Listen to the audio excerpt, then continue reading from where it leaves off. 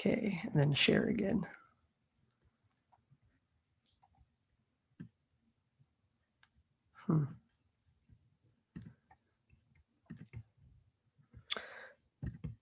There we go. Okay, you guys all see that?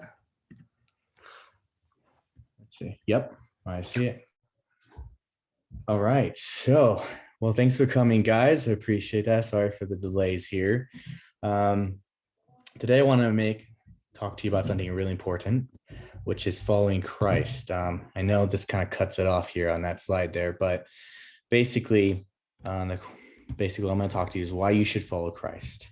And I intend to do this in a way where I'm going to give like evidences and arguments, and I'm kind of giving a brief overview of what they are. But I kind of want it to be a little more unique than perhaps what you've already heard before, because I kind of want to present a cumulative case, but also something that appeals to, I guess you could say, our heartstrings, that pulls at our hearts and that shows our need for Christ. And I think this is a really important topic because, like, according to some statistics, we have at least 2.2 billion Christians in the world. And that's kind of, to me, hard to believe, at least if you talk to most Christians. A lot of them appear to be mostly nominal. And I'm not going to use my anecdotal experience to say that, but it is not something that you just hold in your head. It's something that you live out. It's something that you live and breathe, something that defines you to your core. It's your identity. And I think a lot of times in our culture, people are finding their identity in all the kinds of wrong things.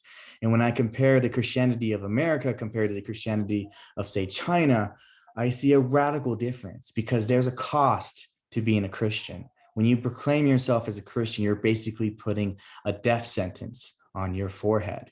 You're saying, kill me, basically, at that point, you're committed to something. So I think this topic of following Christ is really radical, but we've kind of normalized it. We kind of trivialized it in our culture today and made into this true for you, but not true for me kind of thing, this relativism, or it just makes me feel good. And I don't think that gets to the heart of the issue. We can make it too philosophical too.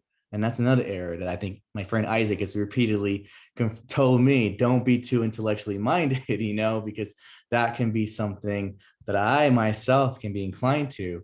And so it's good to have people who balance me out because I can definitely be more intellectual. So it's really important because if, it's not enough to know Christianity is true, even the demons know it's true. And yet they're going to go to hell, so you have to follow it. And Jesus says himself, I am the way, the truth, and the life. These are radical claims. Who says that? Buddha doesn't say that about himself. The prophets, Joseph Smith, and all these other people don't say that about themselves. Jesus is making a radically distinct claim. And so we need to evaluate that. We need to see is this something I want to follow? Is this something I really need to follow? Because the stakes are high. This is a matter of life and death. Jesus is proclaiming himself as life itself. So if you reject life, what happens as a result? What's the natural consequences happen? What's the opposite of life? It's death, right? It's eternal death because Christ is life himself. So we better be really serious and have a serious mindset. And knowing that the wages of sin is death, we need to understand what is at stake here. And we need to have our hearts being willing to submit to the truth, no matter where it leads. So just a little background on myself. I was agnostic like at 12 or 13 because I was searching for truth, and I didn't think I could just assume the Bible's true, didn't just say it's true. So what we're going to do in this presentation, for basic format, is we're going to start with arguments and evidence for God. We're going to go from the world to God's existence. And then right at section 2, we're going to go into what I call fittiness arguments.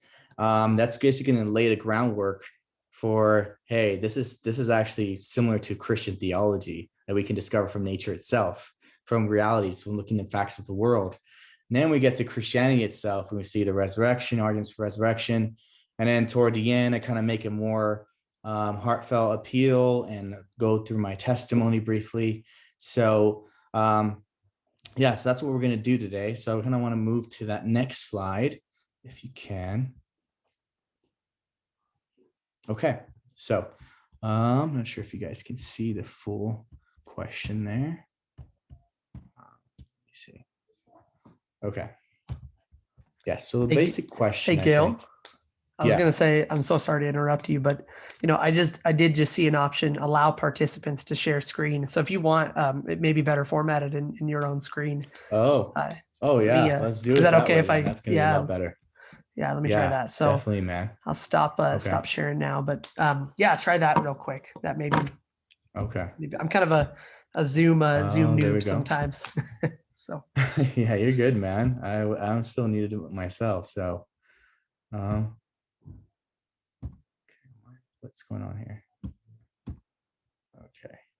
All right. I'm going to play this. All right. Does everybody see that fine? Okay, cool. All right. So at least we got something looks nice here. Now I can control it. Okay. All right. So why is there something rather than nothing? Some of you who have been to my talks have seen this, but I think this is such an important question. It's captivating too. You find yourself in a universe of this massive universe and filled with void and stars and all kinds of things that are inanimate objects. And you're like, wow, what is my place in this? And why does there have to be anything? If you really kind of examine existence itself and the strangeness of existence, in which, like, I didn't exist 50 years ago, I had no conscious, no awareness, and all of a sudden I come to exist, and many thousands have come before me who have existed. So I think this is a really important question to start with. It kind of gets our philosophical gears going, and I think that's kind of what I started off with, as someone who's agnostic. Well, why is there something rather than nothing? That was that's a question that many philosophers have asked. And in fact, it's the ultimate question, because we can ask, well, why humans exist? And you can think, okay, maybe there's an explanation in this way, that particular way, whatever your preferred explanation is. But then at the end of the day, you still have to ask, well, why are those laws? Why are there particles? No matter what fundamental layer you appeal to as your explanation, you're still going to have to get to the bottom of why is there something rather than nothing. It doesn't seem as if there has to be something.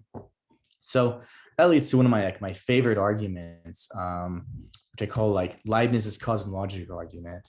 I think this is very powerful. It's very compelling, very intuitive. It's commonsensical. Because we're all seeking explanations. When we see it, there's something about the universe that demands an explanation. And that's why there's science, for example. So let me just read through these premises, and then I'll go through each premise explaining briefly, and I can only do so much given the time constraints here, what that all means. So premise one, whatever exists must have an explanation of its existence. Either that explanation is contingent or necessary. Premise two, the universe is contingent. Premise three, an infinite series of contingent things cannot explain the universe's existence. And therefore, the conclusion, therefore, there must be a necessary being that explains the universe's existence. So let's start with premise one. I think it's pretty commonsensical. In fact, it's something that science and everyone assumes. So whatever exists must have an explanation of its existence. It doesn't seem to make any sense to say that, oh, my computer here exists and it doesn't exist for any reason. No one made it, it just exists, right? We believe that there has to be an explanation. Scientists see thunder and lightning. They see all these kinds of activity going on around them, and they're trying to explain, well, why is that happening? Why is that there? And so that's the whole process of science. The whole reason for science existing is because it's seeking an explanation of things. So this is what we call like the PSR, the principle of sufficient reason. Whatever exists must have an explanation of its existence. Now, there are actually two types of explanations that you can give. So there are what we call contingent explanations and necessary explanations.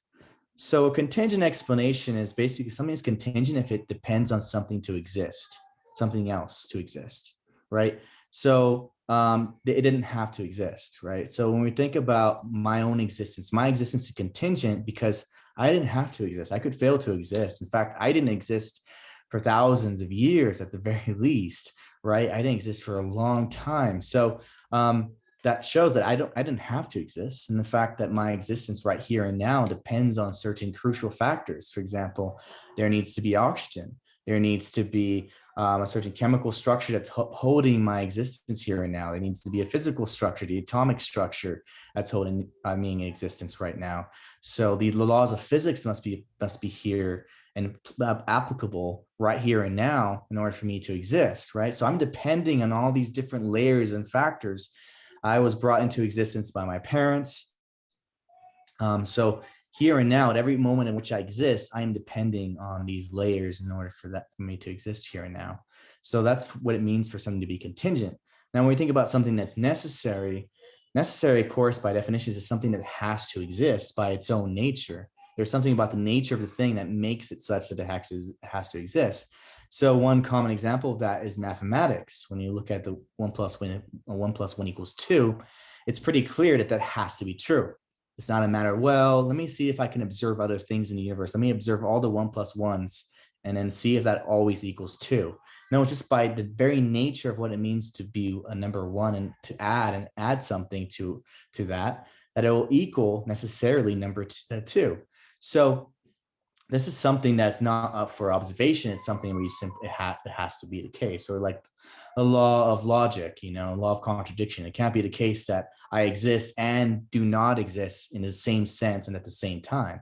Either I exist or I don't exist, right? It's not I can exist and not exist at the same time in the same way. So these are necessary truths, the laws of logic. So compare that then to the premise 2, which is the universe is contingent. I think this is pretty self-evident and commonsensical when you think about it. You never thought, well, everything that I see in the universe right now is exactly the way it has to be, and it has to exist in exactly that way. A lot of times we think, well, we can actually think of alternative universes. We can imagine alternative universes or alternative state of affairs occurring. There's nothing about this particular universe that has to be. The Big Bang could have never arisen at all. It could have had no beginning of the universe. It could have just not. Could have been something. It could have just been a shoe in a world. Just a shoe by itself, inexplicably, without any planets or anything. Just a shoe. There's nothing necessary about having a number of planets that we do, or the structure of the universe that we do, or the laws that we do. So it seems very evident that the universe doesn't have to exist, especially because it's always changing, right? If something had to exist, then why is it changing? 1 + 1 = 2 doesn't change, but the universe is constantly changing, right? So the fact that it's changing is evidence that it doesn't have to exist. The fact that we have science that strongly suggests that it began to exist is another reason. But one thing to keep in mind about this argument, though, it's unique. It's different from like the Kalam, as maybe some of you might be aware of, because it does not assume that the universe began to exist. In fact, it's perfectly compatible with the idea that the universe is eternal. Maybe it existed forever. But notice that doesn't get rid of a need for an explanation, right? So like, say I saw a ball, I walked on a trail and I saw this silver iron ball or something in the middle, big, huge thing in the middle of the trail, it seems like odd to me if someone said, oh yeah, that existed forever. I'm like, well, why did it exist forever? Simply because you add an eternal duration to something doesn't negate its need for an explanation. Time doesn't destroy explanation, doesn't even give an explanation. It just says, oh, it's existed forever, but why? It could have existed for a temporary amount of time, though. It's easy to imagine that it could have existed for a temporary amount of time or for eternal amount of time. So why does it exist eternally? There has to be some explanation of that as well. There's nothing about that is an explanation. So keep in mind, then, as we go through this, it's an argument for something that's eternal. You can assume that the universe has existed eternally, and we'll still get to that. You can assume a multiverse. You can assume an infinite multiverse theory that goes on infinitely, and you'd still have a need to explain why that infinite universe exists, rather than say one less universe, right? So we can always have infinity minus 1 or infinity minus 2. Why does it have to be this particular amount of universes in existence if there are multiple universes? So there's premise 2 there. So it looks like it's, no matter what view of the universe you take, whether it's infinite, it's been eternal, it's going to be contingent, right? It could fail to exist. So then you have number 3, well, you could have an infinite series of contingent things. So that's what we're talking about when the multiverse, you can have cycling of universes infinitely, but even that can't explain the existence of the universe, because, for example, analogy I like to give is like, say You wanted to borrow a pencil.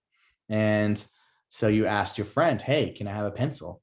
And that friend's like, oh, no, but I can ask my other friend. I think he has one. And so then he asks his friend for a pencil, but his friend doesn't have one either. And so then it keeps going on and on and on and on to an infinity. Will you ever get your pencil? Right. And the answer, obviously, no, you'll never get your pencil. So pencil, in this case, represents existence, right? You're trying to explain why something exists. So you're trying to get existence from somewhere. You're trying to get that pencil from somewhere. So you're trying to get that existence from somewhere. So if you keep going and passing the buck over and over and over, you're not going to ever get existence. It's just going to, explain for no reason. You're not explaining anything by appealing to an infinite series of things that don't have to exist. They don't have existence in itself, right? So that existence has to come from somewhere. Someone has to have the existence, just as someone has to have had the pencil in order for you to have one, right? You can't just keep passing the buck infinitely. So that leads us to the only other type of explanation that we could have a universe. There has to be a necessary being. So that necessary being, whatever it is at this point, that explains the universe. So we have yet to get to God, though. So we know that there's a necessary being, but what is it, though, right? What is that necessary being? So I'm going to brush through this a little quickly, but if you have questions, you can always ask me in person. But it basically has to be eternal, right? Because 1 + 1 = 2 is always true, right? No matter what, in every possible world for eternity, it's always going to be the case that 1 + 1 = 2. So if it's going to be a necessary being, it has to be eternal. It can't change. And so, because if it's changing, then it's not necessary again, right? It's like if 1 + 1 = 2 today, but 1 + 1 = 3 tomorrow, that's not a necessary truth then, if that could happen. So not only is 1 + 1 = 2 eternally true, but it's also unchangeable. You can't change it. So it's immutable. So as necessary being is, it has to be immutable, right? Another thing to keep in mind is that it can't be material either, because by definition, what do you think of when you think of something material? Well, you think of something that's changeable, something that's extended in space and time, right? It can go through time 1 and go to time 2. It's going through intervals of time, so it's changing, or it's going to location X to location Y, so it's changing, or something can destroy it, or something can mold it into some other different type of particle. Some kind of energy process can change it into something else. So it's changeable, right? By definition, something material is always changeable. It can begin to exist, right? And as the Big Bang shows, if you want to take science into account on this, it shows that matter in all space-time began to exist at some point, right? It didn't have to exist. So whatever this being is, it has to be material. It can't be something that it's changeable, because as we saw before, it's immutable by definition, so it can't be immaterial. It can't be material, so it has to be immaterial. Now, another thing is that I think it has to be omnipotent. So in order to create anything, because obviously it created this world, whatever this thing is, it created it. It created what we have here. So it has to have power. In order to cause something, you have to have some kind of causal power to create something. So that means that this being has power, but it can't be limited in its power, right? It can't be like, okay, well, like how I can lift some weights. I can only lift maybe, let's just say, 200 pounds, some deadlift, whatever, whatever. And I can't lift 300 after that. I'm just weak. So then, after I'm doing my deadlifts, I can only do like 10, and then now my energy is depleted, right? I can't do any more. Well, God can't be that way. Well, his necessary being can't be that way, because if he depleted in power, then he'd be changing, right? And we just established that this being is immutable. So when this being is exerting power and causing something to exist, it can't be losing its power. And so it can't be gaining power either. So its power is basically infinite, qualitatively infinite. It doesn't go down, it doesn't go up, it's just infinite power. And there are more arguments I can get into that, but that's more philosophical stuff. So now we establish that it has power to create. It also seems to require intellect and will, because there are multiple possible universes, and perhaps an infinite possible amount of universes to create. And so there's something about these universes that that this being didn't have to create. There's nothing about the fact that this universe exists that has to be the case that this being created it, right? Because by definition, the universe is contingent, doesn't have to exist. So the intellect must be able to survey the different possibilities and then simply okay, I choose freely to create this particular world. And I think that makes the most sense, right? Because the only other candidate we have, whatever it is being, is an abstract object, right?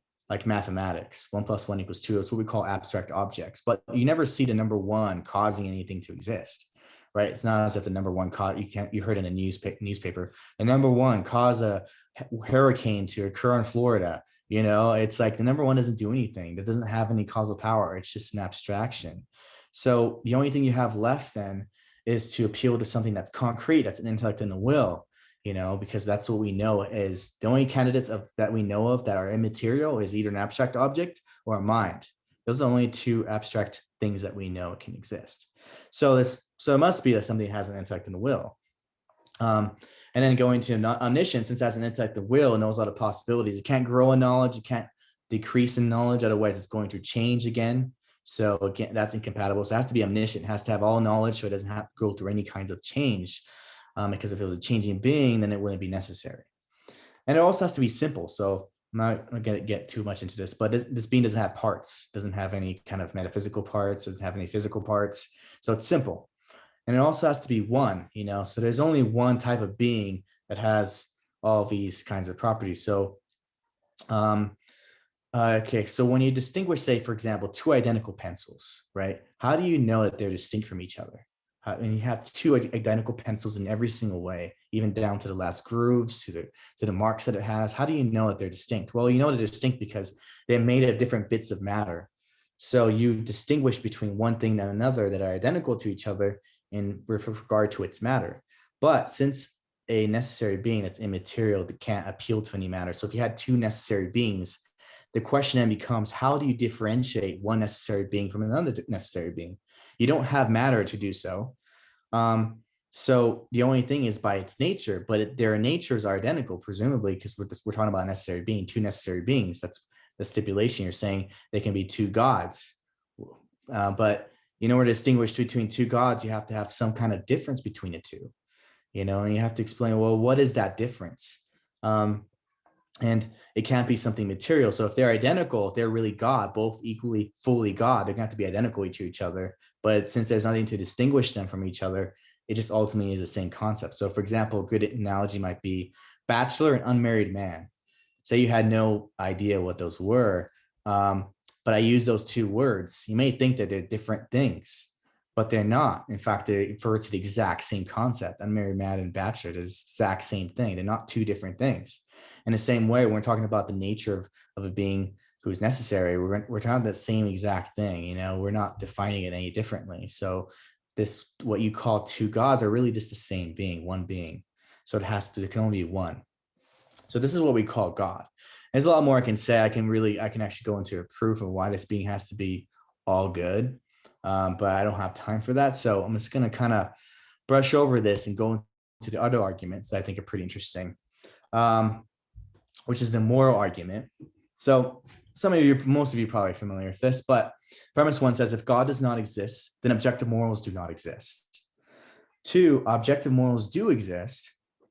Conclusion, therefore, God exists. So this is pretty straightforward, but I think intuitively we know that it's wrong to murder somebody, right? We know that there's something deeply, gravely immoral about murdering an innocent person, or raping an innocent girl, and raping somebody, or any of these atrocities that we've seen throughout history and war. We know that that's not in a matter of opinion. It's not like, oh, you like vanilla and you like chocolate and I like chocolate. I hate chocolate and you like vanilla. It's not a matter of personal preference. It's not something we determine ourselves. It's something we discover, right? It's something that we know innately. I think that's super important. I think since this is objective, what we mean by objective is that it's independent of the human mind. It doesn't depend on the human mind for it to be the case. So if that's the case, well, where does morality come from? Morality is quite strange on analysis when you think about it, because it isn't as if you can find it in material things, right? You can't find it in an atom. You can't go look in a microscope and say, hey, thou shalt not murder. You're not going to find that in there. So it can't be something material, because it's something, it would always be the case, no matter what possible world you imagine, that it's always wrong to murder somebody. It's always wrong to rape somebody. And so that's something that transcends time and space as we know it in this particular universe, right? It's something that goes beyond it. It's something that's necessary. So if it's something that's necessary, it's immaterial, and it's telling us what morality does, is it tells us what we ought to do and what ought not to do. And there's nothing like that in nature. We don't see that in nature. We just see how things happen, what happens in the world. A lion eats another animal. That's just a fact of nature, you could say. But where do you get the fact that something ought to be the case or something ought not to be the case? It just seems strange, especially if you're a naturalist. You don't really have a decent explanation for that. You just simply say, well, I feel like I don't need God, or I feel like I can still be moral. But yeah, you can maybe still perhaps behave in a moral sense, but do you have reasons to believe that there actually are moral values? Where does those moral values come from? That's the question. Where do you get your moral values from? It's not a matter of whether you can actually do some moral things here and there. It's a matter of whether you can where you can ground it, whether you can support your moral law, that provide a foundation for it. And I don't think naturalists have that. So that's one argument. Another thing, conversely, if evil exists, God exists. So a lot of times people use the problem of evil against God, but I think it actually works against them, because how can you use evil as an objection against God unless there's an objective standard of what is evil and what is good, right? You need to have that first in place before you can even judge something to be bad or good, And so the fact that evil exists, if anything, is just proof that God exists. That's another converse way you can argue for that proposition there. And it's important too, for theists like myself, we believe that evil isn't some positive thing out there. It's not some stuff you can touch. It's not something you can like observe necessarily directly. So whatever evil is actually an absence of something that should be there. So it's like a hole in a sock, you could say. It's not a positive thing in itself. Evil is basically parasitic on the good. You need something in order for there to be a hole in something. So you need like some kind of fabric, like in the sock. You need something there in order for there to be a hole in it, right? And so in the same way, evil is parasitic on the good. So goodness is fundamental. It's more fundamental. So you need something that's going to explain and ground that goodness. Okay. So now, third argument. So this is like for more scientifically inclined people, those who like more science. This is a fine-tuning argument. Basically, the first premise is the universe is fine-tuned for life. Basically, what fine-tuning means is that if you change the constants just by slight midget amount, that it would radically alter the status of life on the universe.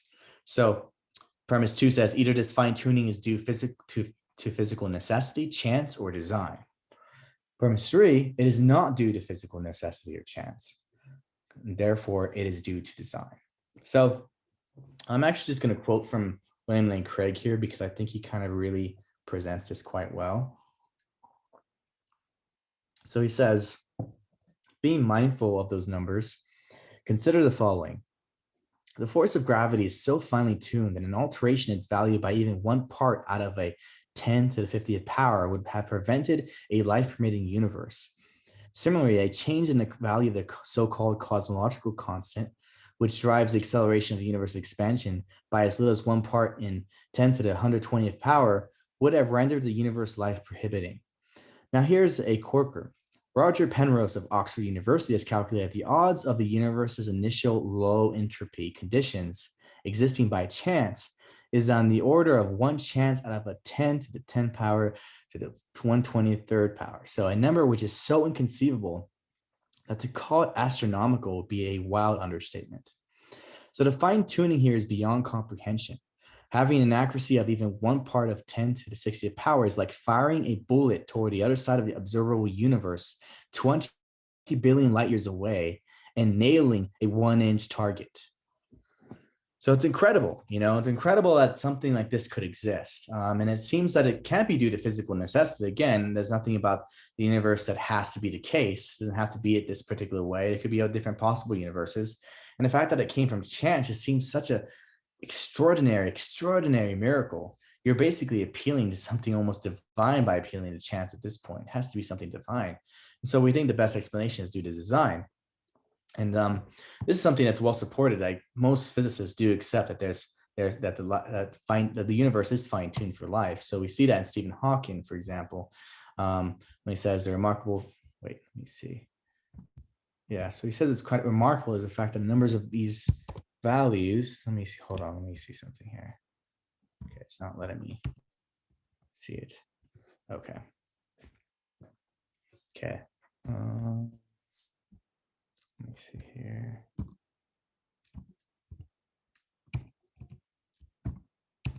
Okay. I'm not sure if you guys can see it. I can't quite see it that fully right now on my end. But the marker for like is that the values of these numbers seem to have been very finely adjusted to make possible development of life. So I can't read the full thing here. It's blocking my way on Zoom. But so even Stephen Hawking's recognized this how remarkable the fact is that life exists here on this planet. So now I want to get to some more fundamental truths. This is the section 2 that I was talking about. Because I think it's important in order before we get to like the resurrection and before we get to the part about why Christianity is true, I think we need to lay down some foundations on things that I think we can see in creation or through anthropology if we study human nature, and we can see like, hey, this actually aligns with Christian theology. So it kind of paves the way for us to see the arguments of the resurrection and why that makes sense. So the first thing I want to argue on to is the immaterial mind. I want to argue for the immaterial mind. So why does the mind have to be immaterial? First premise is if something is capable of rational, abstract thought, then it cannot be fully reduced to matter, but must at least be partly immaterial. That's first premise. Premise 2, humans are capable of rational, abstract thought. Therefore, humans are at least partly immaterial. So to kind of fully appreciate this, I'm going to have to get into some kind of philosophy of matter, right? What does it mean for something to be a material thing? And that's a pretty important question. And a lot of times I think when we think of material things, we think of something extended in space and time, right? It has a certain extension, a certain length, a certain geometrical shape. You know, those are its, you could say, a mathematical description of that thing, object. Then there's a way in which it's located, where it's located, or it's located in what particular time, at what point in time does it exist at. So there's something about being material that's very kind of, I guess you could say, concrete. So take, for example, rubber. Rubber can take on different forms, right? It can take on the form of an eraser. It can take on a form, whatever shape you want. You can like I could put a face on that piece of rubber if you wanted to. Matter seems to be very malleable. It can be constructed in certain ways. And so, but another thing to point out about matter, though, is that matter is devoid. It's inherently devoid of experience. You know, there's nothing in what it's like to be a particle, an atom. It doesn't have feelings, right? My table, if I banged it, it's not going to be like, ow, you know, it doesn't have a perceptive ability. It's not perceiving anything. And so scientists, you know, especially when they're conceiving of matter, they're thinking of something that is independent of conscious experience. And the reason for this is best explained by the fact that, you know, humans can have varying experiences of the same thing sometimes. So a good analogy would be, imagine you had 3 buckets of water in the middle of a room. The middle bucket is lukewarm, the left bucket is hot, and the right bucket is cold. So imagine you take your 2 hands, you put your left hand in the hot bucket, you put your right hand in the cold bucket, so you stick it in there for a little bit. Now take those 2 same hands and then put them in the lukewarm bucket. Are those 2 hands going to feel the same thing? And often the answer is going to be no. And the reason why is that when it was in the cold, the lukewarm is going to feel warm. It's going to feel hot, right? It's going to feel pretty warm. And so the one that's in the hot bucket, it's going to feel kind of fairly cold in comparison, relatively speaking, anyways. So are we going to say that the water is both hot and cold, that lukewarm water is both hot and cold at the same time, right? Are they going to have contradictory properties? And they can't. You know, that seems to be a significant problem. So scientists are like, no, we got to get rid of those subjective features of humans, those subjective experiences of humans, of feel, touch, taste, touch, sound, the way things sound to us. We need to remove those subjective features from the world and just strip it away to the most objective account of what it is. So matter is going to be devoid of these subjective experiences. So that's really important to note there, what matter is. So another thing too, when we're talking about matter, is that matter can't take on multiple forms at the same time. It's not possible for me to be, for example, my material body to be both a human and a pig at the same time, right? I can't have multiple forms like that in matter. Matter is always constrained to one form. So this is different from the mind, though. So when we're thinking of reason, for example, I can have what we call like multiple thoughts of what it like. I can have the idea of what it means to be a triangle and a circle at the same time, right? Whereas matter, in order for matter to be like a triangle, take on the form of being a triangle, take on triangularity, it would be a particular triangle of a particular shape, size, color, or whatever, what have you, right? It'd always be of a particular thing. So matter is very concrete, it's very particular, but the human mind is always very abstract, So when I have my idea of a triangle, it's not limited to just one triangle. What it means for something to be a triangle in my mind is for it to be a closed three-sided figure that adds up to 180 degrees. That's what it means. So then I can see all kinds of triangles and recognize, oh yeah, that's a triangle, that's a triangle, that's a triangle, because it's all in accordance to my idea of what it means to be a triangle. Because my idea in my head, my definition, that understanding of what I grasp is not a particular triangle. Otherwise, if it was a particular triangle in my head, I can only understand one thing, what that particular triangle, but I couldn't see these other things as triangles because I only have one particular triangle in my head with a particular shape and size. So I can only identify that particular triangle.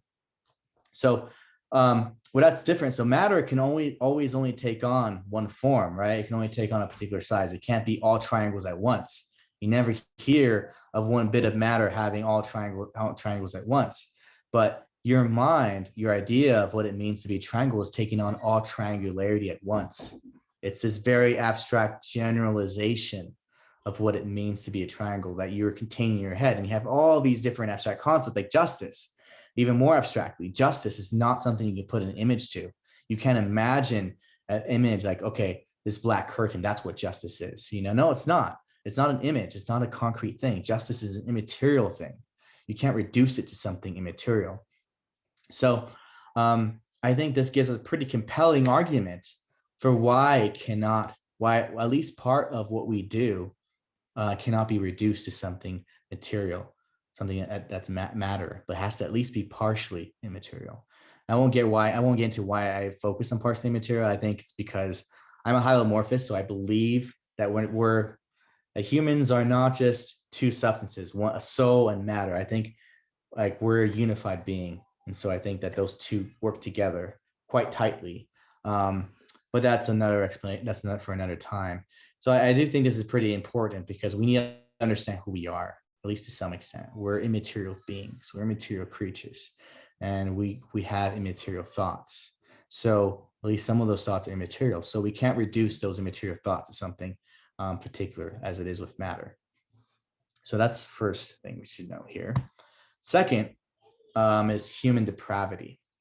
Let me see here. Okay. Get back. Okay. Okay.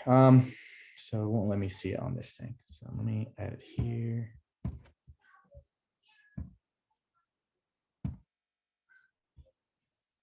Okay, there we go.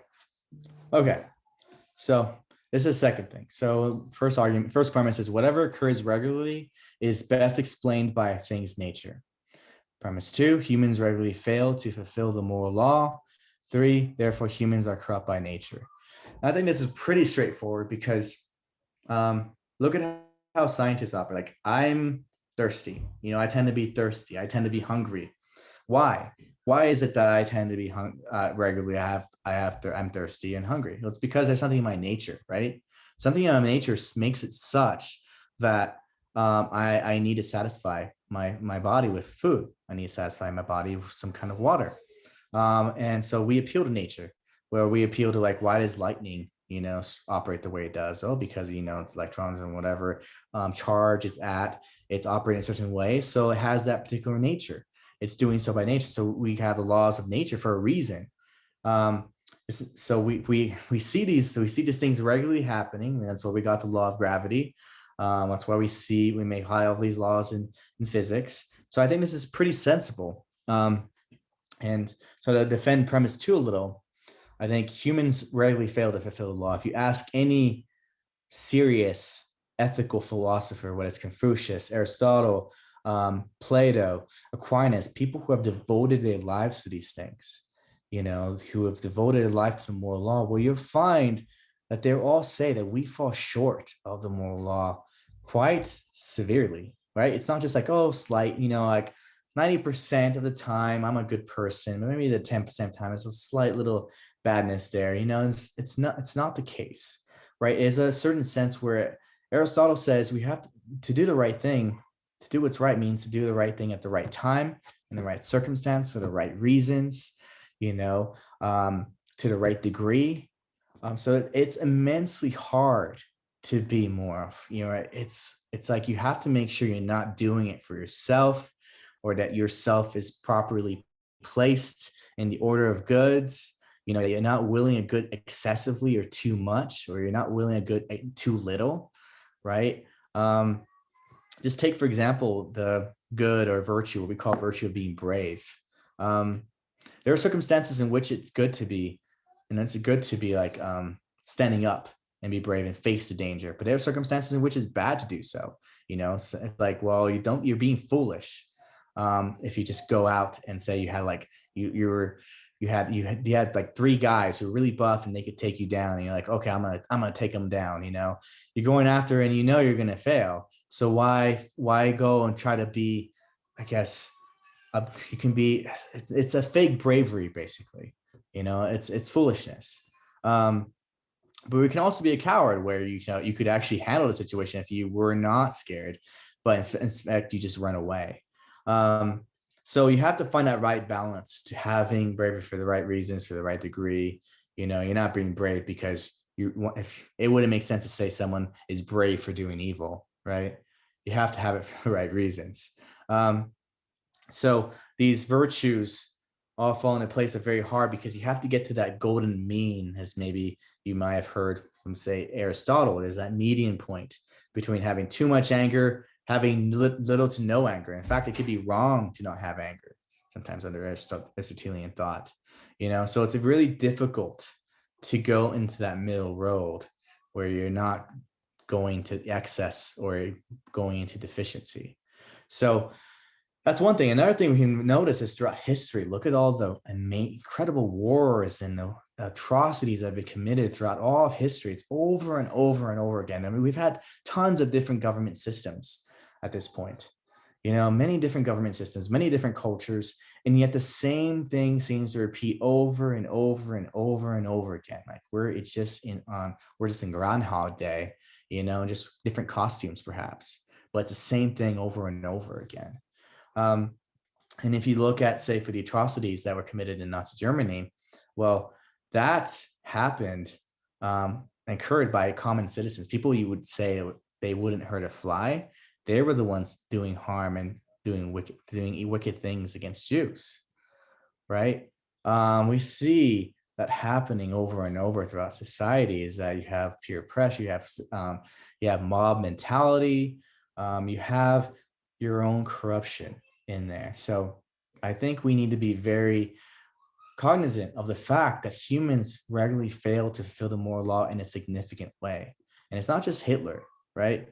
It's not just Hitler's, because if you're comparing yourself to Hitler and say, well, at least I'm not Hitler, if that's your standard of being good, not being Hitler, then that's a super low standard, right? If we look at the moral law and you actually really carefully study it, you'll realize just how utterly disastrous our human society has been in regards to following that. Every day we fail to live by that moral law. Even Confucius can say, I'm not good. Even Confucius is like someone, these moral thinkers, these moral doers, even if they could say that, how much more so for us, right? So I think that that the reason why we fail to fulfill the moral laws is because we are corrupt. I think anyone can deserve this. G.K. Chesterton said that total depravity is something we can readily observe. It's one of the most obvious biblical theological facts that we can see in the world. And so I think this is super important to understanding what will happen next. Now, another argument that I like is called the argument from desire. It's basically originated, I believe, from C.S. Lewis. And so where it starts off with premise one, whatever occurs regularly is best explained by a thing's nature. So another kind of argument similar to the previous one.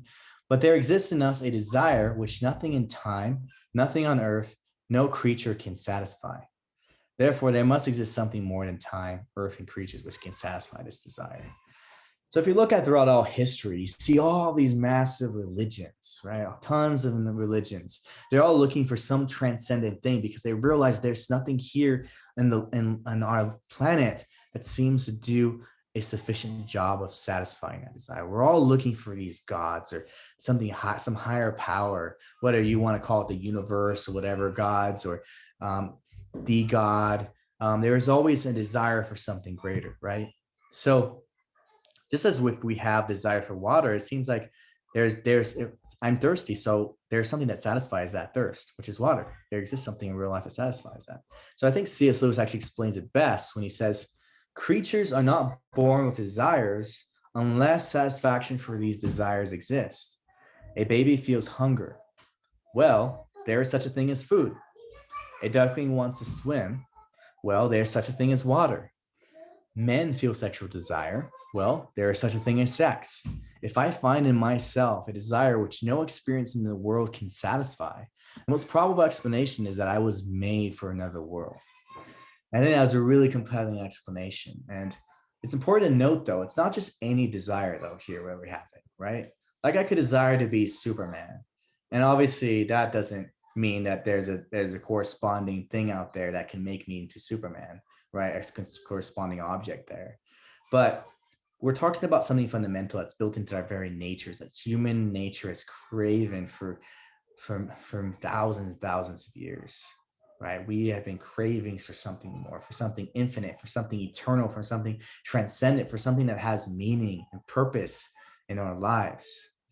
And that's what C.S. Lewis is pointing out. This is a fundamental aspect of nature. It's not everyone desires to be Superman, and it's idiosyncratic desire. It's a very particular desire of that particular individual. But we're talking about desire that's fundamental to human nature itself in general.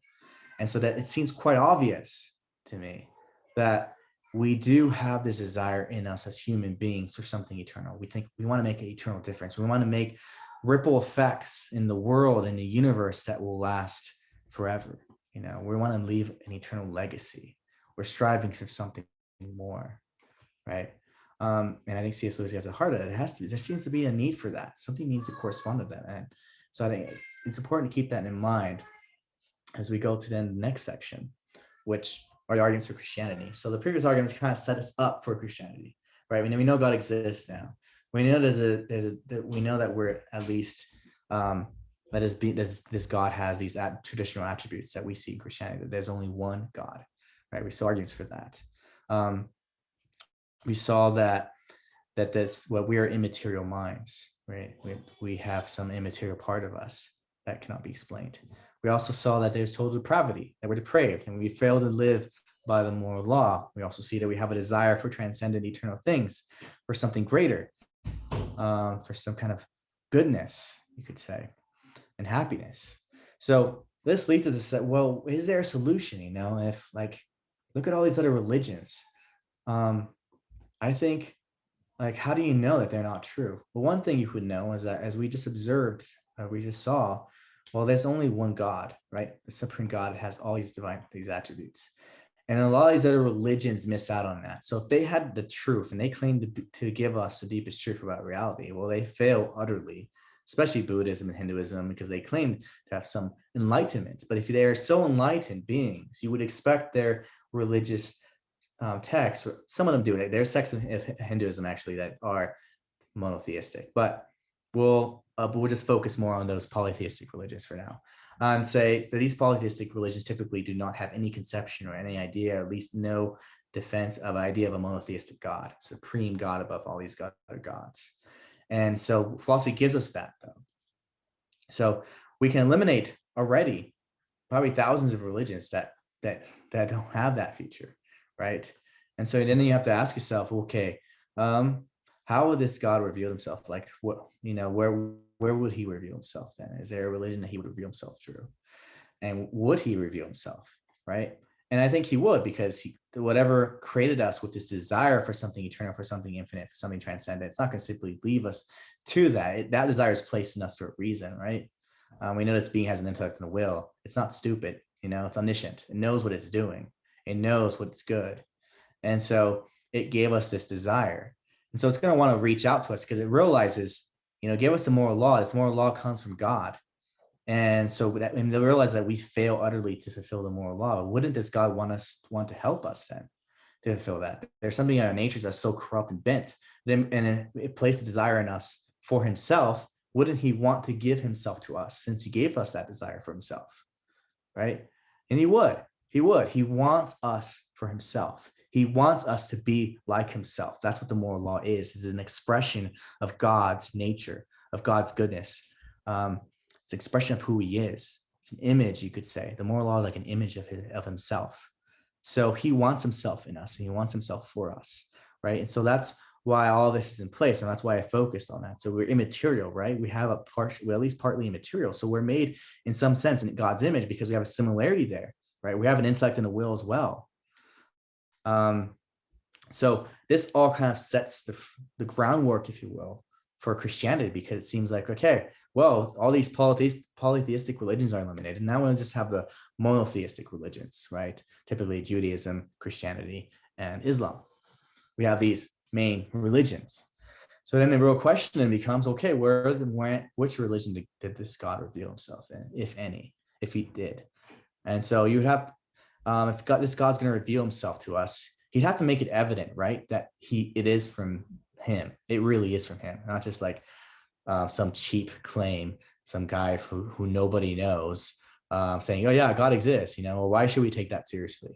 So this is why I think Christianity is utterly unique. So you may have seen this, how Christianity started.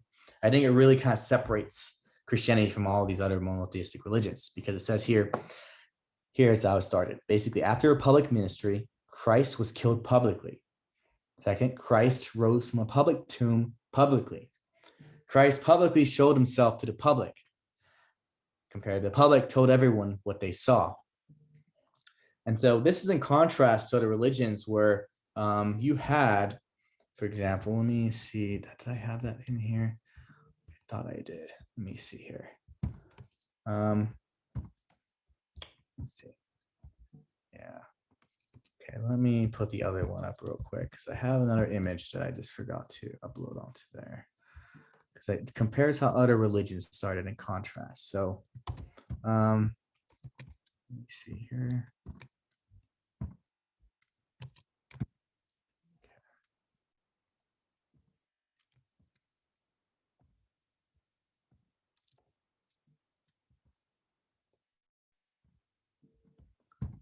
Okay, there we go.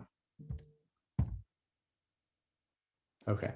Other religions, though, by contrast, they had a private dream about God, right? Or they had some kind of private angelic encounter about God. Joseph Smith, Muhammad, all these other guys you might imagine.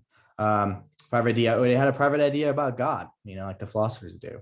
And so one person told everyone what he saw, and then that idea spread because it may have been popular, it may have felt good, it may have promised some advantages, some material blessings or what have you, and it tickled someone's ear, or they're very good con artists, or they have a lot of charisma. So you can think of all kinds of different things, but contrast that again with the publicity, how public Christianity was. It's available for all to see. Jesus was there for everyone to see. There's a tomb that you could see. He showed himself to the peoples. And they saw and they reported what they saw. He gave evidence and through miracles as well, in addition to that can be confirmed. And this is super important because this is what leads to Anthony Flew, one of the most renowned atheists of the 20th century. He became a deist toward his end of his life, but he made this claim where he says the evidence for the resurrection is better than the claimed miracles in any other religion. It's outstandingly different in quality and quantity. I think it's just a stunning claim for someone like Anthony Flew, as someone as prestigious as he is, as intellectual as he is, because he makes note that Christianity alone meets the modern criteria of evidence, of justification. And that's like an extraordinary thing, whereas all these other religions did not. So if God was to communicate to us, you would expect him to communicate himself, reveal himself through publicly, first off, and also through some kind of miracle, some kind of confirmation to show that it is him, that it's something only God can do. And that's precisely what Christianity claims. If Jesus did not rise from the dead, as Paul says, then our faith is worthless. It means nothing. It doesn't matter how good it makes you feel. If Jesus didn't actually, in fact, rise from the dead, it's complete trash. That's what he's saying. And so the fact that Christianity is so based on a public event, on a miraculous event, makes it a remarkable difference compared to these other religions. So this is something I think is interesting, because we're going to talk about real quickly the three minimal facts, because we see even non-Christian scholars affirming these facts. This is pretty much consensus, you could say, by historians. So fact number one, Jesus crucified and buried. John Dominic Crossan famously said that he was crucified as sure as anything historical can ever be. If you can't doubt that anymore, you can doubt Julius Caesar existed or any of his other, Abraham Lincoln existed. This is a historical fact. This isn't just an opinion. This isn't just what some script magical story says. It's something that happened. Then fact number two, Jesus' tomb was empty. John Robinson says, one of the earliest and best attested facts about Jesus is that the tomb was empty. This is one of the best attested facts. And this is another historian. So I think that's pretty incredible. And so then we have fact number three, where there were post-resurrection appearances of Jesus. And so Gert Bimman says, he's a skeptic of Christianity. He says, it may be taken as historically certain that Peter and his disciples had experiences after Jesus' death, in which Jesus appears to them as the risen Christ.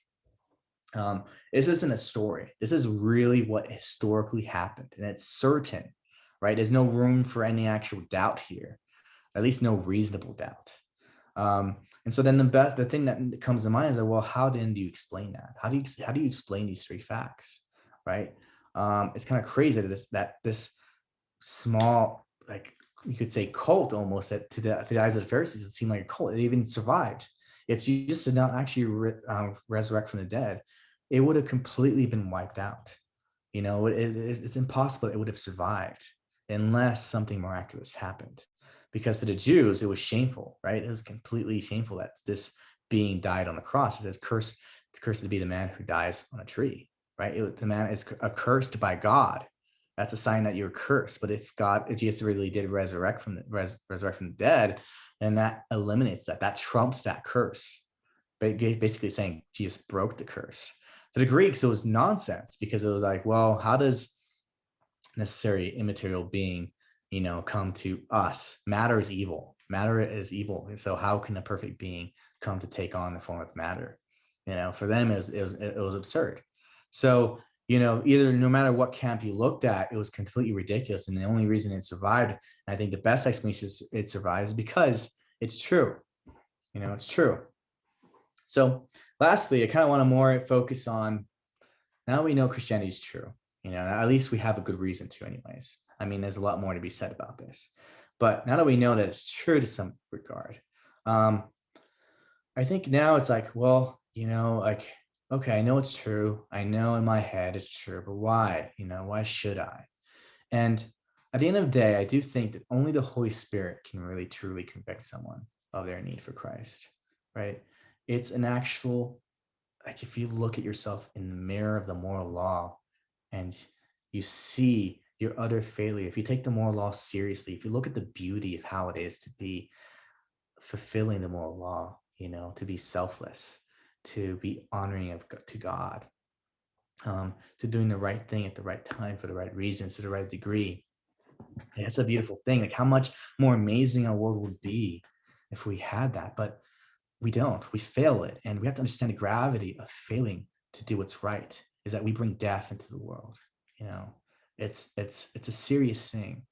And if we're bringing death into the world, even if it's to a small degree, we're still bringing death.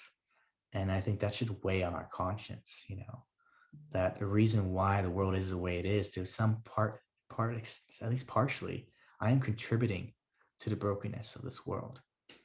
I lost my temper. I got mad at somebody, or I wanted to kill somebody in my heart. That's a sin in itself. It's not just the act of doing something that's a sin. It's the act of even having those desires and dwelling upon those desires. And so that's the real weight of it. When we're looking at the holiness of God and we're looking at the unworthiness of ourselves, how we've fallen short of the glory of God, it's an immense, immense weight. And there are atheists who say, I really do hope Christianity is not true. I don't want it to be true because it's such a weighty thing. It's a weighty matter. We have to take very seriously. And I think as C.S. Lewis says, Christianity makes sense of everything. It's like the sun. By it, I see everything else. Through Christ, I see everything else clearly.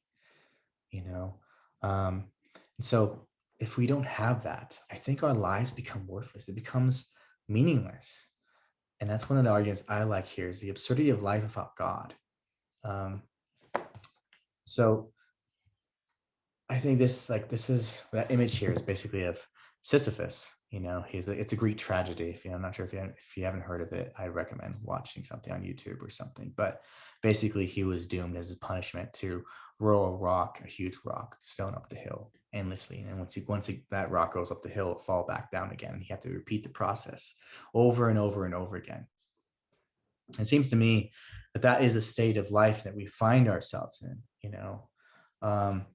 When we're kids, we grow up and we just can't wait to get out of high school. We're like, okay, if I get out of high school, I'll be happy. And if I get a girlfriend, I'll be happy. If I go to college, I'll be happy. If I get out of college and get a good job, then I'll be happy. And if I buy a house, I'll be happy. If I buy this car, I'll be happy. If I retire, I'll be happy. If I get grandkids, I'll be happy.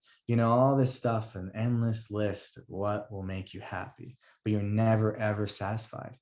Never. There's something like that, again, from the argument from desire, something that's completely lacking. I think even the famous Nietzsche recognized this. And I really like how he put it, because even though he's kind of an enemy of God, there's something about him that's recognizing the absurdity of life without God. He says, "Where is God? I will tell you, we have killed him, you and I. All of us are his murderers. But how do we do this? How could we drink up the sea? Who gave us a sponge to wipe away the entire horizon? What were we doing when we unchained this earth from its sun? Whither is it moving now? Whither are we moving? Away from all suns? Are we not plunging continually backward, sideward, forward, in all directions? Is there still any up or down? Are we not straying as through an infinite nothing? Do we not feel the breath of empty space? Has it not become colder? Is not night continually closing in on us? God is dead. God remains dead, and we have killed him." So Nietzsche, unlike modern atheists, he had a realist perspective of what it means to be an atheist. He realized that if you're an atheist, it means you're staring into an abyss of nothing, of hopelessness. You realize that. It's not like your rainbows and flowers, as some kind of atheists want to pretend. That you can have all your morality, you can have your purpose, you can have your happiness with God. He recognized the real ramifications. He didn't deceive himself, at least in this regard. He knew what it meant. And that's quite significant, and that's quite despairing. Why even live? That's, I think, one of the best. So one of the papers I've read, which I thought was quite fascinating, is not why is there something rather than nothing. We asked that earlier, but the greatest existential question is, why not kill yourself? And that was a philosopher's question. It's like, why not just kill yourself? Why should you live? That is the ultimate existential question. And I think that I really resonate with that. We're just distracting ourselves a lot of times. We keep ourselves happy, or at least it feels like we keep ourselves happy by distracting ourselves with TV and life and newborns, and we think, oh, we're so happy that a new child's born. But then I look at it and I'm like, man, what are they living for? It's living to die. Is that it? They just get born, get forgotten, and then die, and no one remembers their name. Is that really all there is to this life? Like, it just seems absurd to me. Like, what is this? And I think C.S. Lewis puts it well. And I thought, and it's just really rung closely to my heart. It says that the whole universe has no meaning. We should never have found out that it has no meaning. Just as if there were no light in the universe, and therefore no creatures of eyes, we should never know it was dark. Dark would we be without meaning. So I think that's really telling. I think the fact that we crave meaning so deeply, we crave a relationship so deeply, we have some desire for something greater than ourselves and for something greater that lasts forever. I think that shows that there is something we need to be seeking. That's God's imprint in our hearts. That's a God-shaped hole in our hearts. And it's super important. I think this kind of naturally actually leads to a short testimony of mine. Isaac knows this. Isaac was there quite early on with me back in my teen spot days. He knew me when I was, I basically became a Christian in mind only. I was debating things, debating a lot of different issues when I was 12 or 13, came agnostic for a little bit, but then I realized, through all this evidence that I've seen, like I've been showing you, that it makes perfect sense why Christianity is true. But, you would think that will lead to me to happiness, but unfortunately, sometimes the enemy works even through that. And that's how it works. And that when I saw that was true, there's a new type of weight came on to me. It's like, well, if I become a Christian, I know I got to die to myself. I got to sacrifice everything for him. And there are sins in my life that I do not know if I can handle, if I can give up. If I don't want to disappoint him. And that was one thing. And I'm like, how could God love me? Out of all of this, how could God love someone as filthy, as sinful as me? And so that kind of, resonates a little bit because, I've always been introverted. And ever since I was a kid, I always felt like I was alone in the world. I'd see everything differently, I guess, than other people. I was just like, well, what's the point of this? Like, why am I doing this? I'd have those questions. And when you get bullied, when you may get made fun of, you start deteriorating, inside. You don't see the point of living, and your own family and your own parents seem to disown you, they mistreat you and abuse you in all kinds of different ways. So you're like, if even those closest to me, even my own parents cannot love me, then how could God possibly love me in any way? So there's that deep sense of like, I know that I don't deserve life, and I know I don't, but like that just made me want to die more. It just made me like, okay, I want to get out of here. And I same time wanted to get away from God because I couldn't understand why he would show me any love. And I didn't feel like he did through my life. I just felt like, my friends backstabbing, they push me around, they bully me. So I got nothing. So what's the point? And, eventually you get into this depressive stage where you're just constantly in my mind, constantly imagining myself how I can die. Like I literally play in my mind videos, how different ways I wanted to die. And it'd be endless. Put it to my music and I'd want it, but I didn't have the guts to just go through with it because I didn't know how, and was a little ignorant about how that could work. So, I really craved it though. And I wish the demons would take me and destroy me. And I would talk to them and I'd want them to kill me. And I'd beg for them to kill me because God wouldn't. And so I think when you're in that life and you feel the hopelessness of life, there's nothing else you can turn to, and knowing that truth is there, but feeling that truth is more distant, that you're exempt from heaven, that's even more painful in some ways. You're like, wow.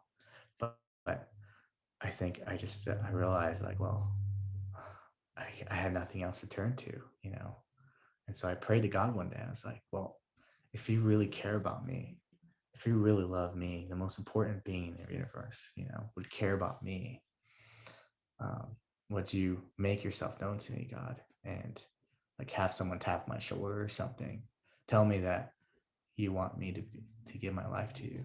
And then I did that, and then like a few seconds later, the pastor's daughter taps on my shoulder and she tells me, you should give your life to Christ. And that's when I knew, I knew that this wasn't just an intellectual abstract thing. It wasn't something far away from me, something that I was exempt from. It was something that God was offering to me right there. And it was the most concrete thing. It was as if someone was giving me food right there, physical food, not just giving me the idea of food. Like, hey, look at all these pictures of photos of food that you can never touch and have. It's something you can actually taste and see that the Lord is good. And I realized for the first time, like, wow, someone out there cares about me. And not just anybody. It wasn't just anybody. It's the most important being in the universe. The most important being that you could ever imagine. Is he reached out, came down, and cared for me. And I think that there's something about that just resonates with us. We all want to be sought after. We all want to be loved. We all want to be wanted. And here is the most important being in the universe saying, I want you. Like, there's nothing more powerful than that, I think. Nothing more life-changing than that. And that's exactly what the gospel says. It's the most amazing journey of my life, most painful thing, but it's also the most amazing. That pain shaped me into who I am. So yeah, I got a little too sidetracked out there, but yeah, that is my testimony, guys. I'm sorry for boring you. I hope I didn't take too much of your time, but yeah, so if you guys want, you can share your testimony or questions. I'm definitely interested in hearing, what you guys have to say. But it concludes my talk. So yeah, appreciate you guys coming on. Does anybody want to add anything or say anything? I'm looking at the comments right now. I see. Okay, Isaac. Yeah. So Isaac posted, and Nietzsche is thus perhaps a leading example of a person considered both an atheist and a pantheist. Yeah, that's very interesting. Yeah, that's true. But philosophically though, yeah, it's still kind of very similar to each other. So, but that's more technical details that I won't get into very much right now. But yeah, I do appreciate you guys staying as long as you guys have. It's already 8:30. So if you guys have anything you want to add, now is the time. But if not, I will close us out in prayer. Okay. Yeah, Luke, do you want to talk it up or kind of ask a question? I mean, I don't mind answering one question. Or what points did you disagree with particularly? Oh gosh, there's so much I disagree with, but it's really hard to pinpoint just one thing. But okay. I just don't believe that a good deity would create like a universe like this. Mm-hmm. And there's a quote that comes to mind that I just Googled. I don't know if you're a fan of Terry Pratchett, but he has a character called Lord Vetinari, and I'd like to read you guys this section of this right quick that kind of sums up my feelings about a benevolent deity in the universe, which I don't think exists. But anyway, it goes like this. It says, the patrician took a sip of his beer. I have told this to few people, gentlemen, and I suspect I never will again. But one day, when I was a young boy on holiday in Uberwald, I was walking along the bank of a stream when I saw a mother otter with her cubs. A very endearing sight, I'm sure you will agree. And even as I watched, the mother otter dived into the water and came up with a plump salmon, which she subdued and dragged onto a half-submerged log. As she ate it, while of course it was still alive, the body split, and I remember to this day the sweet pinkness of its roes as they spilled out, much to the delight of the baby otters who scrambled over themselves to feed on the delicacy. What of nature's wonders, gentlemen? mother and children dining upon mother and children. And that's when I first learned about evil. It is built into the very nature of the universe. Every world spins in pain. If there is any kind of supreme being, I told myself, it is up to all of us to become his moral superior. And I think that kind of sums up like how I feel about the universe. Like I'm a pantheist. I believe the universe is God, but and also I don't think God or the universe cares about us in the same way a mountain doesn't care about an electron bouncing around inside of it. But anyway, that's just kind of what I wanted to say about it. Yeah. I'm just thinking like in terms of that, like how would where do you believe that there are objective moral values though? Do you believe that there's some standard by which you can determine, okay, this is good and that's bad? Right. In order to be struck with that insight that you're saying right there, like, oh wow, this is horrible. Like there has to be some kind of like, because what you're saying is that this is not just a subjective preference of mine, like the way I like vanilla or chocolate. It's actually something that I am then saying, okay, I feel this way. This is terrible. And I'm transferring that to an objective fact about how the world is. Like, it can't be the case that God is that way, or there's a God that actually cares about us. So you're using your subjective, or at least if you treat it as subjective, using something subjective to make it an objective point, right? Okay, you said a lot there. Okay, yeah. Hang on. As far as a standard of morality, I don't really know, but okay, I believe that morality does come from us as humans. And as far as I know, it doesn't really come from anywhere else. I don't believe that there is a lawgiver, so it's quote unquote. But the way I would base morality is you can boil morality down to whether something is beneficial or whether something is harmful. I think that's ultimately what morality boils down to. And I think this is a natural process rather than I don't think it needs a deity in order for morality to exist.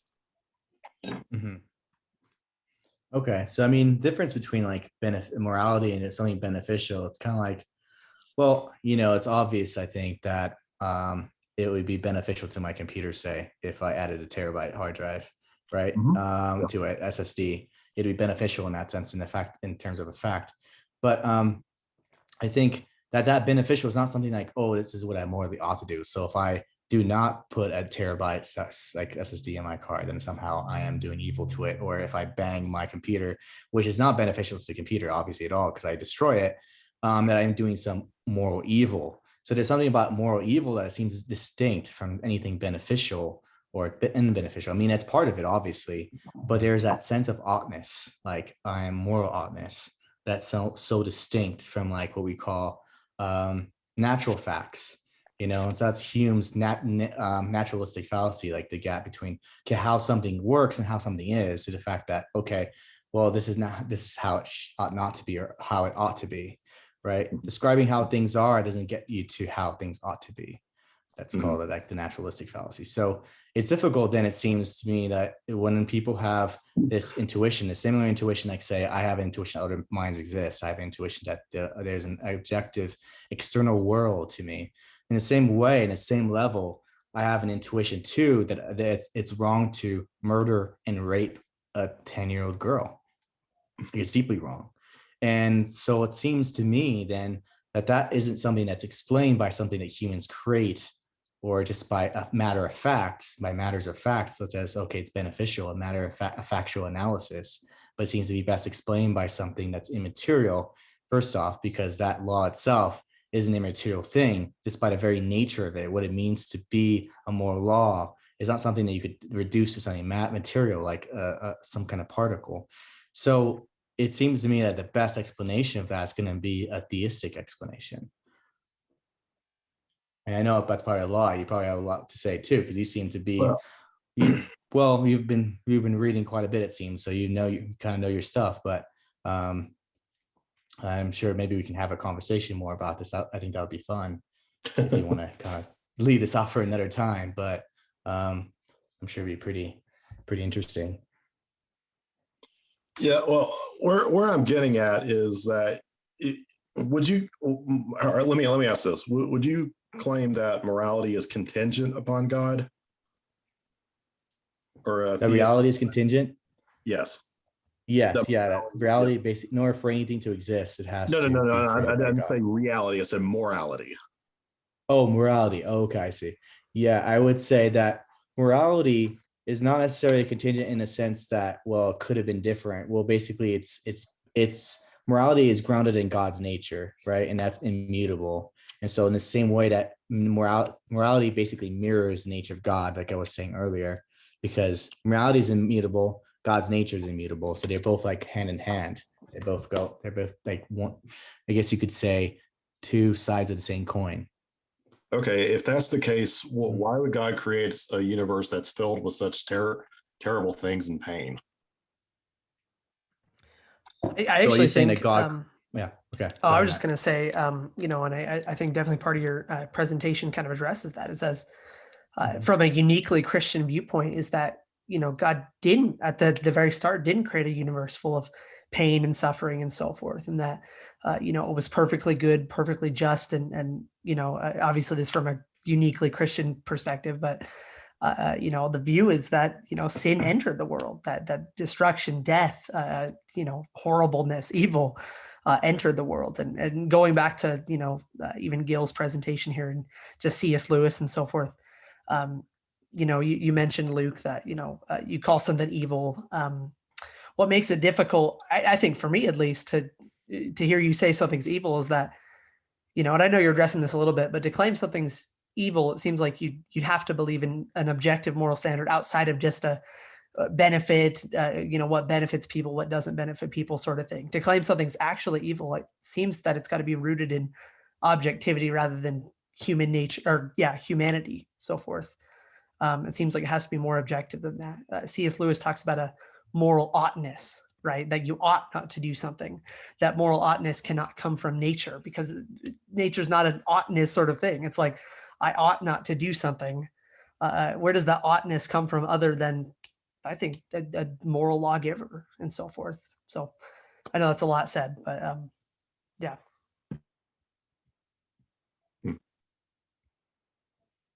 Yeah. I mean, we can definitely continue this. I do want to have a discussion like this. I'm not sure if you'd be free, maybe some time where we can assign this, where we can just have an open discussion, Luke. I'm I do under want to have quarantine, that. so I got plenty of time. Okay. Okay. Awesome. Well, let's see. We might have an open discussion next week. Yeah, I'm getting that y'all need to go, so it's fine. Yeah, no, you're good, man. I'd love to hear more though from you. So, All right. but I do know we're past time by maybe almost 20-25 minutes. But yeah, let's continue this. I'm not sure if it'll be next week. I'm going to talk to Matt about this. We'll also have an open discussion or something next week or another week, because we're trying to schedule things out. But hopefully we can do this soon. So I'd love to have you and talk to you more, man. All right, cool.